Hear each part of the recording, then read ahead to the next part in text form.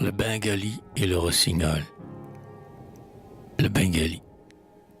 Il était né dans la rizière qui borde l'étang de Saint-Paul. Heureux, il vivait de lumière, de chants libres et de libre vol. Poète ailé de la savane, du jour épiant les lueurs, il disait l'aube diaphane, bercée sur la fatak en fleurs. Il hantait les gyros fleuris aux belles grappes de corail, et, parmi les touffes fleuries, lustrait au soleil son poitrail.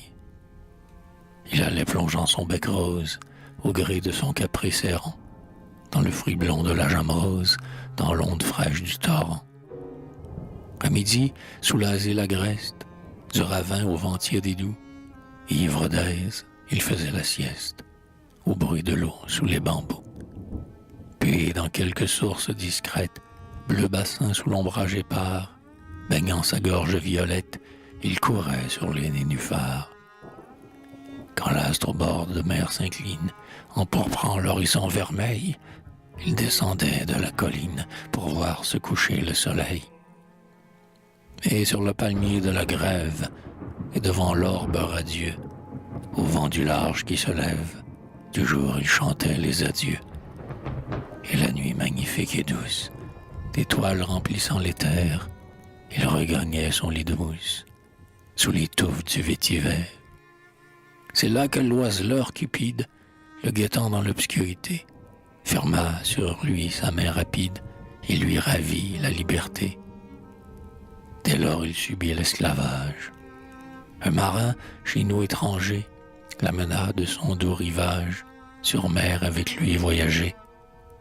C'est ainsi qu'il connut la France, quand il y vint, le jeune été, vêtu d'azur et d'espérance, resplendissait dans sa beauté.